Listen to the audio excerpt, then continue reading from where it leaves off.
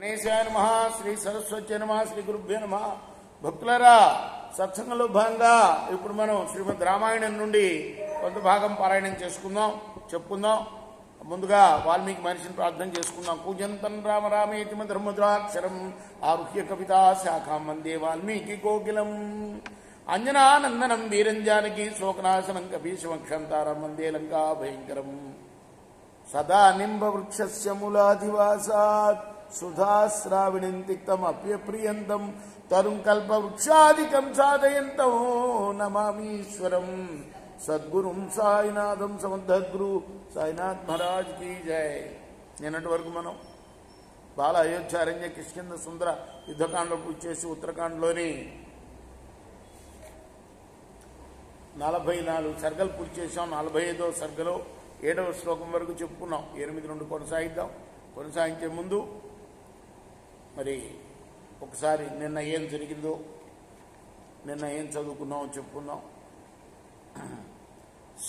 సీతమ్మ విషయంలో వచ్చిన లోకాపవాదం విషయమై రాముడు తన తమ్ముళ్ళతోటి చెప్పడానికని పిలిచాడు. తమ్ముళ్ళని అంటే తన అభిప్రాయం ఏమిటో అది నిశ్చలంగా తెలుసుకోండి, అది మారదని కూడా చెప్తూ తెలియజేస్తున్నాడు. అది చదువుకున్నాం నిన్న. రామాయణం ఎన్నిసార్లు చదువుకున్నాం మనం. ఎన్నిసార్లు చదువుకున్నా కొత్తగానే ఉంటుంది. మనకే కాదు, శ్రీమద్ రామానుజులంతటి వారికే 116 సార్లు చదువుకున్న తర్వాత కూడా మళ్ళీ అంటాట ఆయన, ఇంకొక 16 సార్లు చదువుకుంటే బాగుండు నేను బాగా అర్థం అవ్వాలంటే. ఎప్పటికప్పుడు కొత్త అర్థం అందులో స్ఫురిస్తూ ఉంటాయి. ఎన్నో విషయాలు లోతుగా చర్చించాడు. ఇతిహాసం అంటే అలానే ఉంటుంది. భారతం, రామాయణం ఎన్నిసార్లు చదివినా కూడా మళ్ళీ మళ్ళీ చదువుకోవాలనిపిస్తుంది. లక్ష్మణుడితో చెప్తున్నాడు, లక్ష్మణ నీకు తెలుసు కదా, సీత నీ ఎదుట నా ఎదుటే అగ్ని ప్రవేశం చేసింది కదా. చంద్రాదిత్యౌ చ సంశయతే సురాణాం సన్నిధౌ పురా ఋషీణాం చైవ సర్వేషాం అపాపాం జనకాత్మజాం.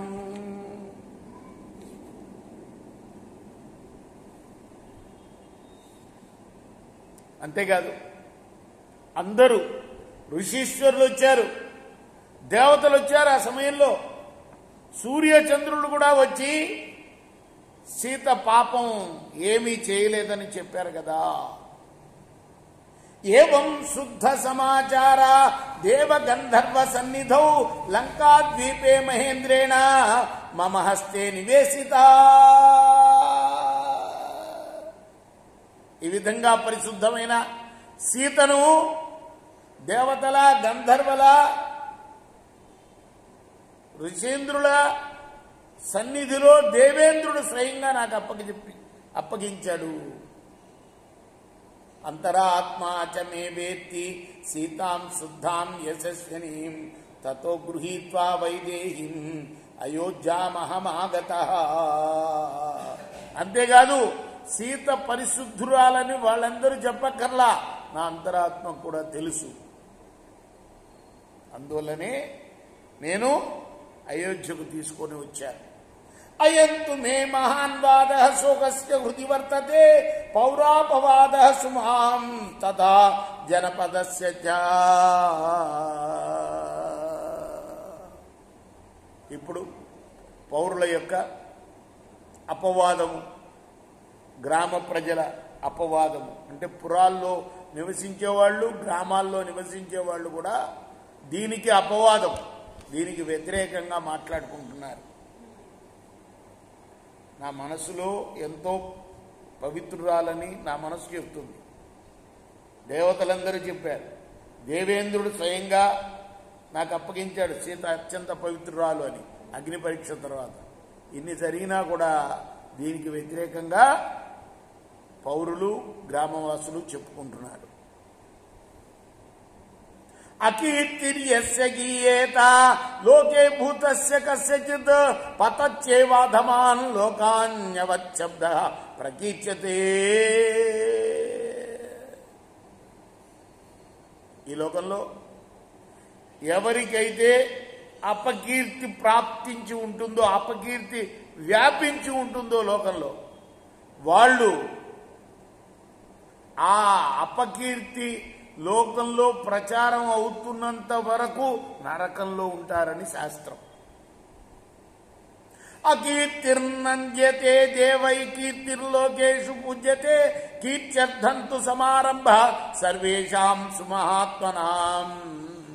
అపకీర్తిని దేవతలు నిందిస్తారు, కీర్తిని లోకంలో అందరూ పూజిస్తారు. మహాత్ములందరూ చేసే ప్రయత్నం కీర్తి కొరకే సుమా. అప్యహం జీవితం జశ్యాం యుష్మాన్ వా పురుషర్షభ అపవాద భయాద్భీత కిం పునర్జనకాత్మజ.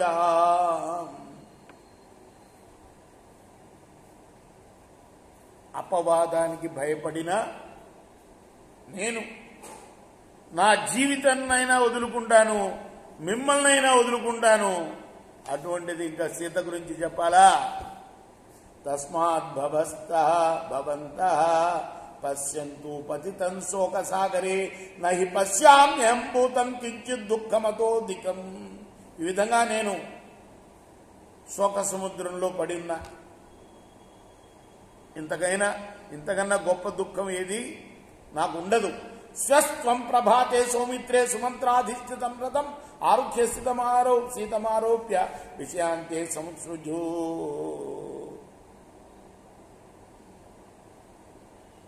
నువ్వేం చేస్తావంటే, లక్ష్మణ, రేపొద్దున్నే సుమంత్రుడు నడిపే రథాన్ని ఎక్కు, సీతతో సహా ఆమెను తీసుకెళ్లి దేశం అవతల వదిలి. గంగాయాస్తు పరే పారే వాల్మీకేస్తు మహాత్మన ఆశ్రమో దివ్య సంకాశ తమసా తీరమాశ్రిత తత్రైనాం విజనే దేశే విసృజ్య రఘునందన శీఘ్రమాగచ్చ భద్రంతే కుష్వవదనం మమ. ఒక్కరోజు కూడా ఆలస్యం చేయలేదు.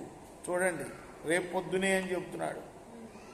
ఎప్పుడైతే భద్రుడు వార్త తెచ్చాడో, స్నేహితులు ఎప్పుడైతే అదంతా నిజమని చెప్పారో, ఆ మరుసటి రోజే, ఆ రోజే ఏమాత్రం ఆలస్యం చేయకుండా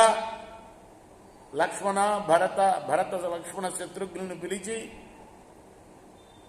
చెప్పేసి ఆ విషయం లక్ష్మణుణ్ణి పొద్దున్నే రథం మీద తీసుకెళ్లి దేశం అవతల వదిలై, అది ఎక్కడ వదిలేయాలో చెప్తున్నాడు. గంగకి ఆవల ఒడ్డున తమసా తీరాన్ని ఆనుకుని ఉన్న మహాత్ముడైన వాల్మీకి యొక్క ఆశ్రమంలో వదులు. అది దేవలోకంలోని ఆశ్రమాలతో సమానమైనది. అక్కడ ఎక్కడ విడుస్తావు? నిర్జన ప్రదేశంలో, జనులెవరూ లేని చోట వదిలి రా, నీకు భద్రమవుగాక, నేను చెప్పినట్లు చెయ్యి అన్నాడు రాముడు లక్ష్మణుడితో. రేపు మనం మిగతా భాగాన్ని కొనసాగిద్దాం. కృష్ణార్పణమస్తు. సాయి కృష్ణార్పణమస్తు.